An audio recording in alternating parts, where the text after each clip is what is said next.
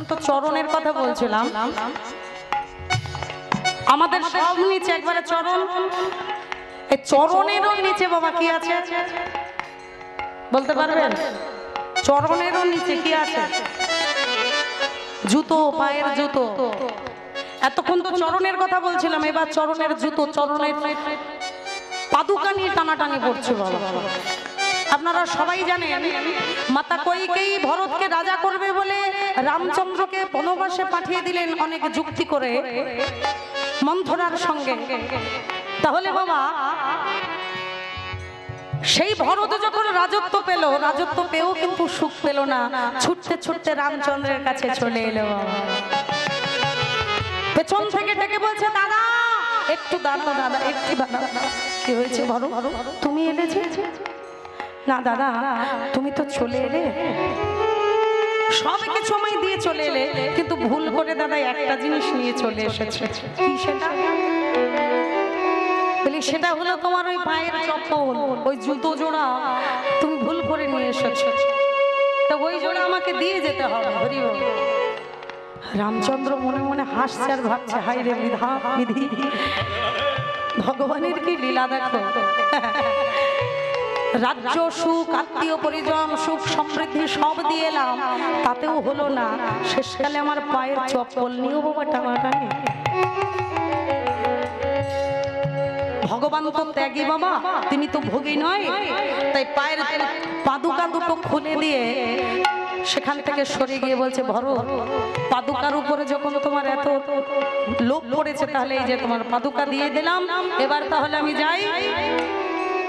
এই ভগবান যখন পাদুকাটা খুলে রওনা দিচ্ছে মতো সময় তাড়াতাড়ি করে ভরত আমার পাদুকা দুটো নিয়ে একবারে সোজা মাথার উপরে তুলে দিয়েছে। রাধে রাধে। এটা আপনারা সবাই জানেন যে ভরত ভগবানের পাদুকা মাথায় নিয়েছিল। রামচন্দ্র অবাক হয়েছে, আছে কি তুমি পায়ের জুতো কিনা মাথায় তুলেছো, এই কাজ কেউ করে? তুমি কি পাগল হলে? নামাও নামাও পাদুকা নামাও, ওতে কত নোংরা বালি ধুলো লেগে আছে। ভরত দুটি চোখের জলে ভেসে ভেসে বলছে, দাদা পাদুকা দুটো কেন মাথায় তুললাম একবার জিজ্ঞেস করো না। আমি তো সেটাই বলতে চাইছি, তুমি কেন তুললে? দাদা আগেকার দিনে দেখেছি মায়েরা যখন বড় বড় কলসিতে করে জল নিয়ে আসতো, কাঁখে করে আনতে কষ্ট হতো বলে মাথায় করে নিয়ে আসতো, আর মাথায় কষ্ট হতো বলে মাথার উপরে একটা বেড়ি দিয়ে নিত, একটা পাগড়ি বেঁধে নিত, আর পাগড়িটার উপরে কলসটা রাখলে কি হতো, সরাসরি মাথায় নাক লেগে ওই পাগড়িটার উপরে ভারটা থাকতো। তা তুমি যে তোমার এই বিশাল রাজ্য, সাম্রাজ্য, বিশাল সুখ সমৃদ্ধি, আত্মীয় পরিজন, এই প্রজাদের ভার সব কিছু আমার মাথার উপরে চাপি দিয়ে এলে, দাদা আমি এই ভার নিতে পারবো কিনা তুমি একটাবার ভেবে দেখেছো? তাই আমি চিন্তা করে দেখলাম এত ভার তুমি সরাসরি মাথায় তুলে নিতে পারবো না, তাই মাথার উপরে যদি একটা বেড়ি রাখি আর বেড়ির উপরে যদি ভার রাখি, তাহলে আমার একটু কষ্ট কম হবে। তাই তোমার এই বিশাল রাজ্য সাম্রাজ্যের ভার নিতে গিয়ে তোমার চরণের পাদুকা দুটো আমি বেড়ি করে নিলাম। আজকের থেকে সমস্ত ভার এই চরণের পাদুকার উপরে থাকবে, আমার মাথার উপরে নয়। তাই হরি হরি। কি অপূর্ব লীলা দেখো। শুধু তাই নয় বাবা, দৃষ্টান্ত বহু কিছু আছে। আজকে যদি আমার দাদা ভাই মনে করে যে এত বড় একটা অনুষ্ঠান, নামকর অনুষ্ঠান, এই অনুষ্ঠানটাকে উদ্বোধন করতে প্রথম দিন কোন পার্টির বড় নেতাকে বাবা এনে এইখানে অনুষ্ঠানটা উদ্বোধন করবে, করতেই পারে। তো সেই মন্ত্রী যদি মনে করুন এই মন্দিরে উঠে আমার ভগবানের কণ্ঠে মাল্যদান করছে, রাধে রাধে, কিংবা নিয়ম রীতি অনুযায়ী যেটাই করে থাকেন প্রথম অবস্থাতে সেটা করছে মন্দিরে, এই মন্দিরে সেই কাজটা করতে গিয়ে বাবা সেই মন্ত্রী হতে পারে তিনি রাষ্ট্রপতি, রাজ্যপাল, প্রধানমন্ত্রী যেই হোক না কেন, সে কি বাবা তার পায়ের যত হাজার টাকার জুতো হোক না কেন সে জুতোটা পরে কি বাবা গটগট করে ওই মন্দিরের উপরে উঠতে পারবে? পারবে না। জুতোটা কিন্তু মন্দিরের সিঁড়ির নিচে একবারে খুলে তারপর তাকে উঠতে হবে। আবার কি আশ্চর্যের ব্যাপার দেখুন, যে মন্ত্রীর কাছে পাবলিক যায় ছুটতে ছুটতে, সেই মন্ত্রীকে আবার ছুটতে ছুটতে ওই জুতোর কাছে আসতে হচ্ছে। জুতো কিন্তু তার কাছে যাচ্ছে না, মন্ত্রীকে জুতোর কাছে আসতে হচ্ছে পড়বার জন্য। অতএব হে দাদা, তোমার জুতো দুটো আমি রেখে দিলাম এই কারণে, হতে পারে তুমি পারো, তুমি বিশ্বের স্রষ্টা, তুমি সৃষ্টি স্থিতি প্রলয়ের মালিক, তুমি ভগবান সর্বৈশ্বর্যপূর্ণ, যেই হও না কেন তোমার পাদুকা দুটো আমার কাছে থাকলে তুমি পৃথিবীর যে প্রান্তে যতদিনের জন্য যাও না কেন একদিন না একদিন এই পাদুকার কাছে তোমার ফিরে আসতে হবে। নিতাই গৌর হরি বল, হরি বল। তাই পাদুকা দুটো আমি মাথায় করে নিয়ে গেলাম, ওপারে চলে গেল। রাধে রাধে। ও তার আগে আবার আর একটা ঘটনাও ঘটে গিয়েছিল বাবা। এই মাঝ দরিয়ায় যখন নিয়ে গিয়েছে নৌকাটা চালাতে চালাতে, এই মাঝখানে নিয়ে গিয়ে বাবা বারবার বারবার করে শুধু পাক মারছে, শুধু নৌকাটা ঘোরাচ্ছে, চক্কর দিচ্ছে। আর যখন ঘোরাচ্ছে তখন বনবন করে ওরাও সবাই ঘুরছে নৌকায় বসে। আর তখন লক্ষণ ঠাকুর রেগে গিয়ে চোখগুলো মোটা মোটা করে বলছে, ঠিক করে নৌকা চালাও, এমন পাকাচ্ছ কেন, পাক দিচ্ছ কেন নৌকা, আমাদের মাথা বনবন করে ঘুরছে, ঠিক করে চালাও নৌকা। নাবিক তখন একটু হেসে মুচকি লক্ষণ ঠাকুরের দিকে তাকিয়ে বলছে, লক্ষণ ভাই কিছু মনে করো না, তোমার দাদাকে বলো আমার ঘোরানোটা আগে বন্ধ করতে, তারপর আমি নৌকা ঘোরানো বন্ধ করে দেব। যেই বলেছে তোমার দাদাকে ঘোরাতে বন্ধ করো, তোমার ঘোরাতে বন্ধ করতে বলো, হ্যাঁ, অমনি লক্ষণ ঠাকুর বলছে, এই তুমি কি বললে, আমার দাদা তোমাকে আবার কখন ঘোরালো? বলছে তোমার দাদার কাছে জিজ্ঞেস করে দেখো, 84 লক্ষ জনে ভ্রমণ করে তারপর এই মানব জন্ম পেয়েছে। এত জন্ম আমাকে ঘোরাচ্ছে, এত জন্ম ধরে বনবন বনবন করে শুধু ঘুরিয়ে যাচ্ছে, আর আমি মাত্র 2-4 বার পাক মেরেছি, তাতে তোমাদের চক্কর লেগে গেল। কি গো? লক্ষণ ঠাকুর বলছে, দাদা এই নাবিক কিন্তু যে সে নাবিক নয়, একে বেশি ঘাটানো যাবে না। মনে হয় আমরা যে স্কুলে পড়াশোনা করেছি সেই স্কুলের হেডমাস্টার ইনি ছিল, অতএব একে বেশি ঘাটানো যাবে না। এই ভালোই ভালোই যেই পার হয়ে গেল, ওপারে যাওয়ার পরে রামচন্দ্র প্রভু সীতা দেবীকে ডেকে বলল, হে সীতে, আমরা তো পার হয়ে গেলাম, তাহলে নাবিকের মূল্যটা দিয়ে দাও, কড়িটা দিয়ে দাও। তাহলে কি দেব, আমরা তো বনবাসী, আমাদের কাছে তো কোনো টাকা নেই, পয়সা নেই, কড়ি নেই, কি দেব? তখন সীতা দেবী কনিষ্ঠ আঙুল থেকে সোনার একটা আংটি, হীরের পাথর, সেই আংটিটা খুলে দিয়ে নাবিককে দিয়ে বলছে, নাবিক ভাই ভাই নাও তোমার মূল্য। নাবিক তখন হাতটা পেতে নিয়ে আবার হাতটা সরিয়ে দিয়ে বলছে, না, এ তুমি কি দিচ্ছ? কেন, তোমার পছন্দ হয়নি? তুমি যা পাও তার থেকে অনেক অনেক গুণ তোমাকে বেশি দিয়েছি, তোমাকে নাবিকগিরি আর করে খেতে হবে না, অনেকদিন ভালোভাবে তোমার দিন চলে যাবে, এই নাও ভাই। না, থাক থাক। কেন থাকবে, কেন তোমার মজুরি নেবে না?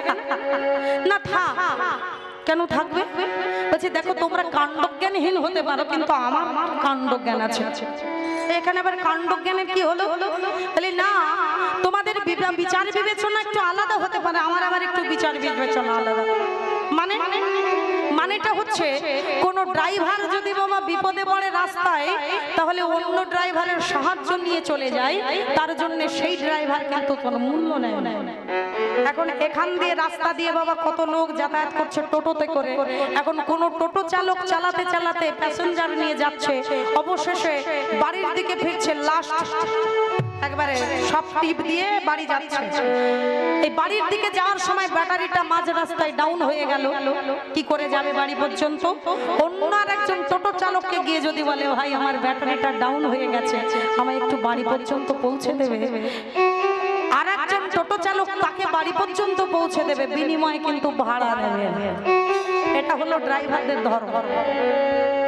লরির ড্রাইভার যদি বিপদে পড়ে তার বিনিময়ে আরেকজন ড্রাইভার তাকে উদ্ধার করে, বিনিময়ে মূল্য নেয় না।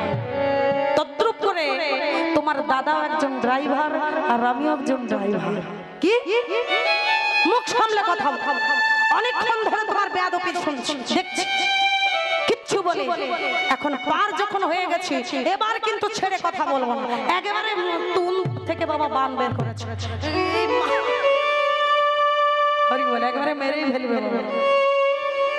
বলে। আরে দাঁড়াও দাঁড়াও দাঁড়াও ভাই, অত অত রুক্ষ হচ্ছ কেন, অত রাগ কেন তোমার? আমি কি মন্দ কিছু বললাম? তোমার দাদা যেমন একজন নাবিক, আমিও তেমন একজন নাবিক।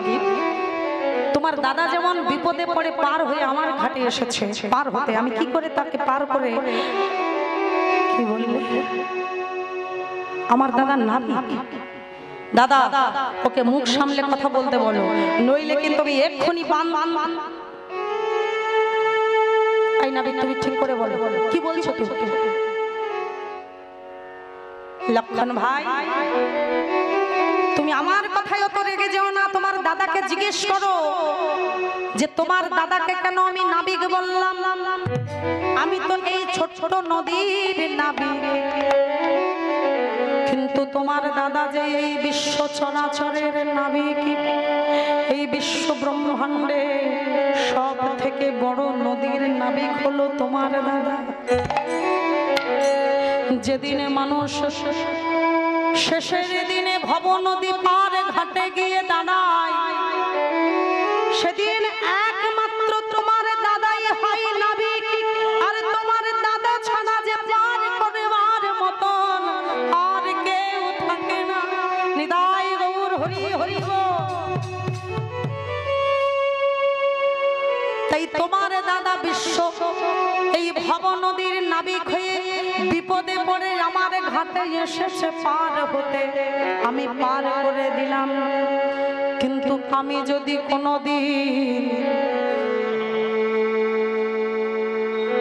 কোনোদিন পার ঘাটাই পার হতে আসি, যেদিন আমি ভব নদীর ঘাটে কোলে এসে দাঁড়াবো,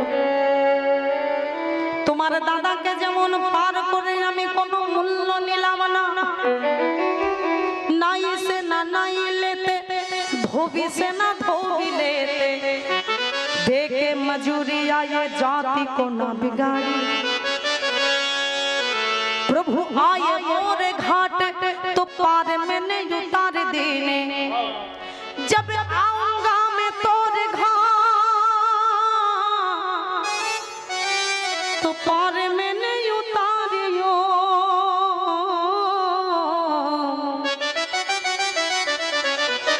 जब आऊंगा मैं तोरे घाट तो पार में नहीं उतारियो। राम चरण सुख राम निताय गौर हरि हरि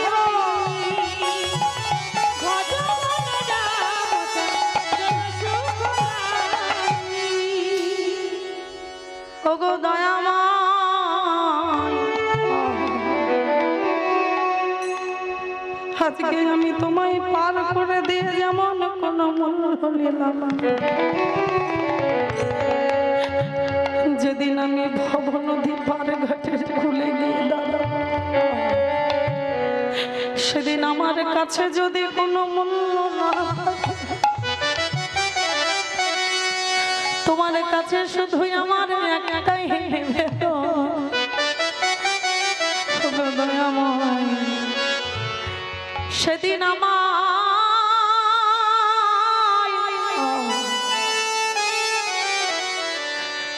বিনামূল্যে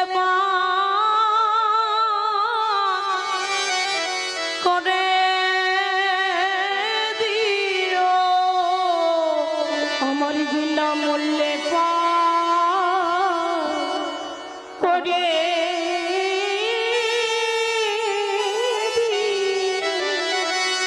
যেদিন তোমার পার ঘাটে কুলে এসে দাঁড়াবো, সেদিন বিনামূল্যে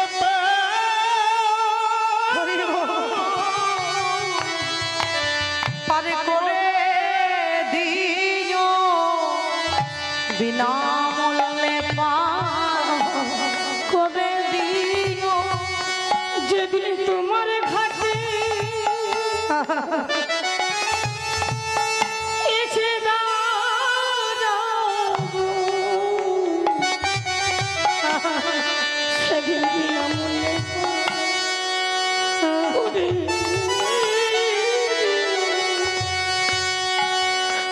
আমি আগে থেকে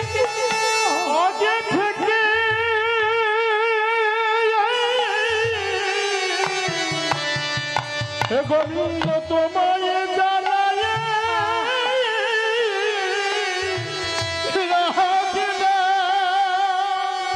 আমায় বিনামূল্যে পার সেদিন করে দিও।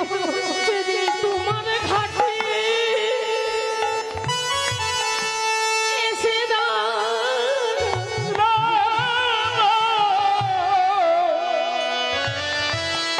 গোবিন্দ বিনামূল্যে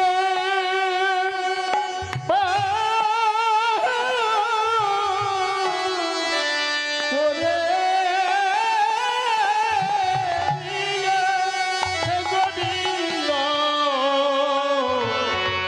যেদিন আমার চলার চরণে পবির হবে যেদিন তোমার ঘাটে এসে দাঁড়াবো সেই দিন বিনামূল্যে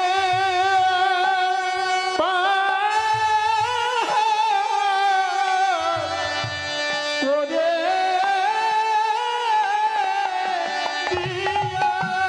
তোমার এই চরণে দাসী করে দিও সেই দিন বিনামূল্যে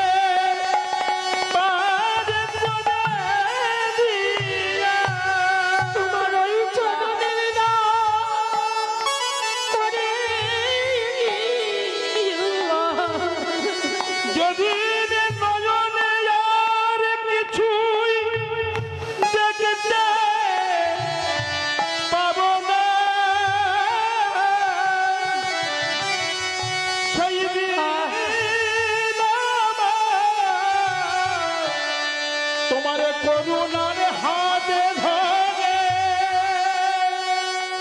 গোবিন্দ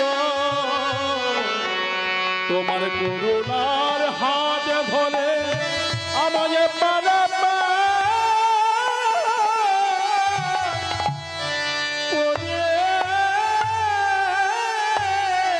দিও।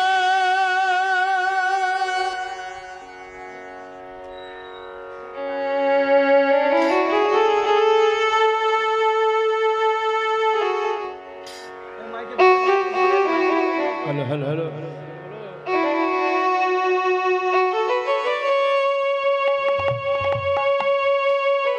মেন ভোকাল বন্ধ হয়ে গেছে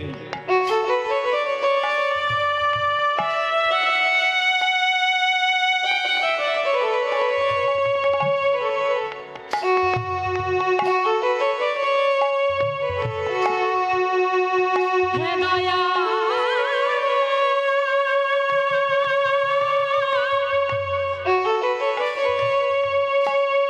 তুমি নাকি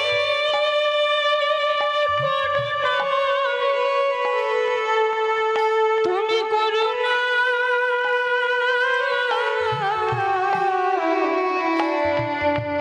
করুণা করে আমার সারা জন্মে ঘটে সঙ্গে যেদিন তোমার ঘাটে আমি এসে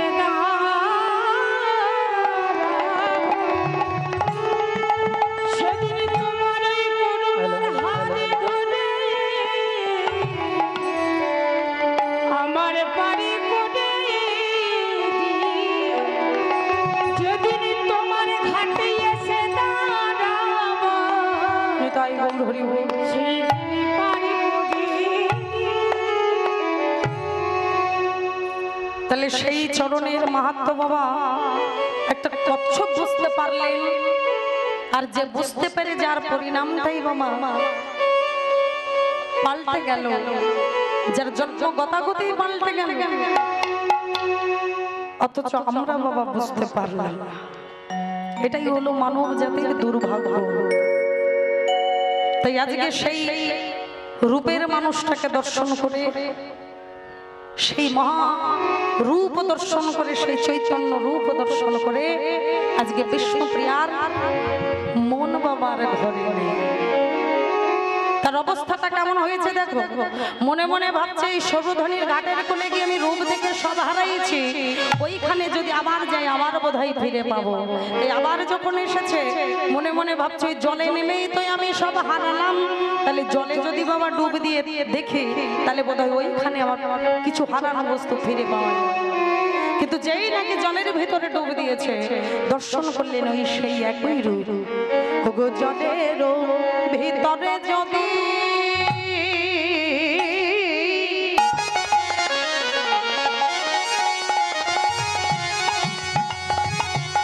ওগো ডুবি দেখি গোরা জলের ভিতরে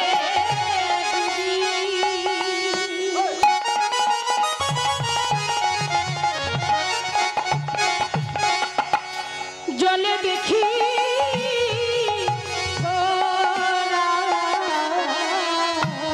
ত্রিভুবন মায় গোরা চাঁদ হইল পারা।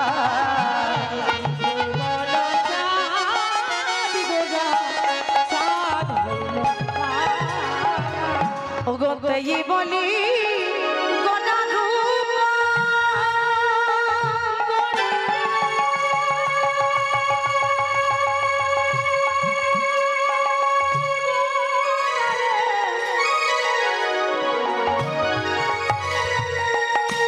আমারে গোডা গোডা গোডা রে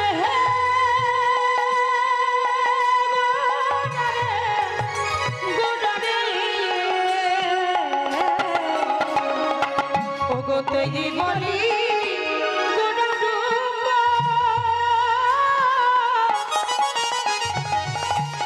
আমি অপাথা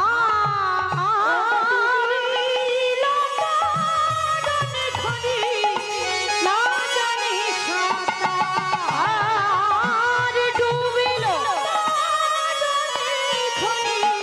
না জানি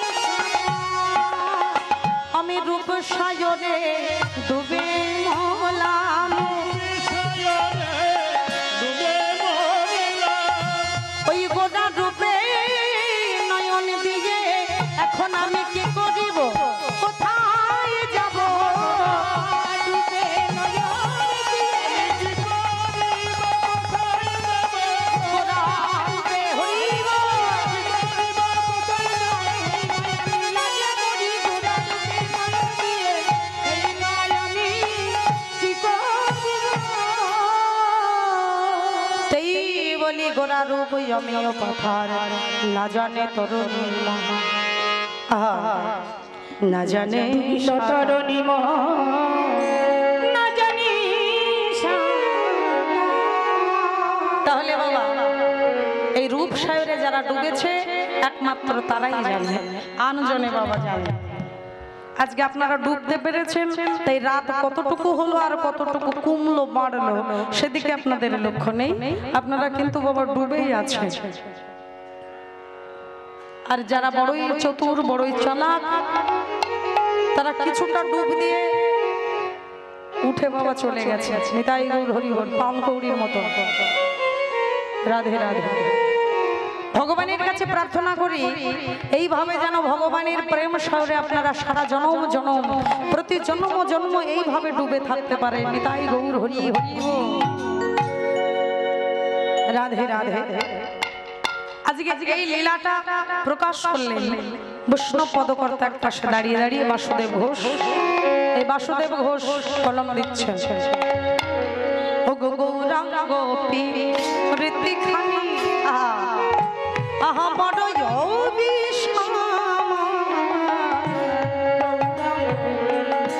গীতিখানি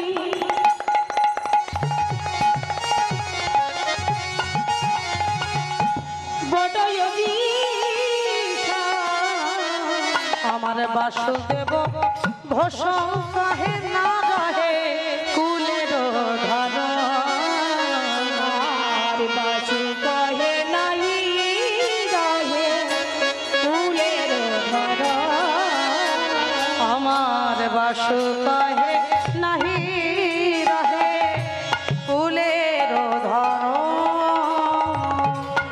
ওগো কুলের ধর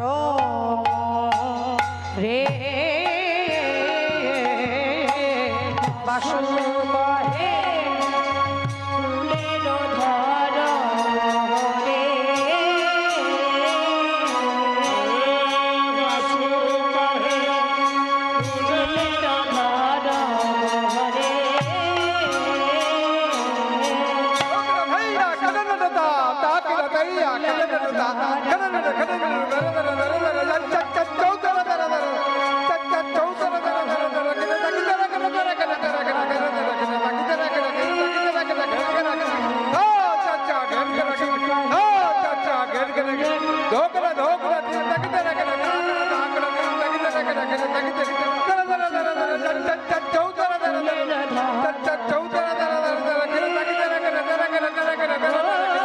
বাসু কহে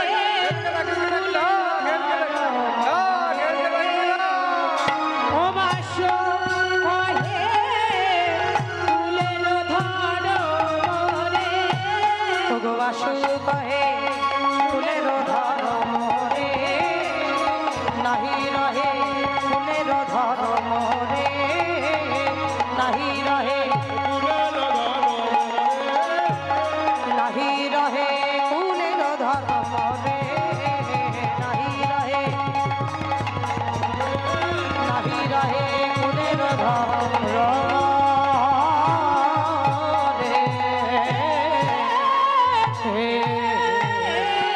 जय जय श्री गुरु निताई गौर सदानाथ प्रेमानंदे हरि हरि बोल কি গো মায়েরা তোমরা হরি বল বলছো না কেন কি গো जय चरणन की चरण पादुका भरत रहो लेवना सोई चरण के बट धोबिली ने सोई चरण के बट धोबिली ने तब हरि नाम चढ़ा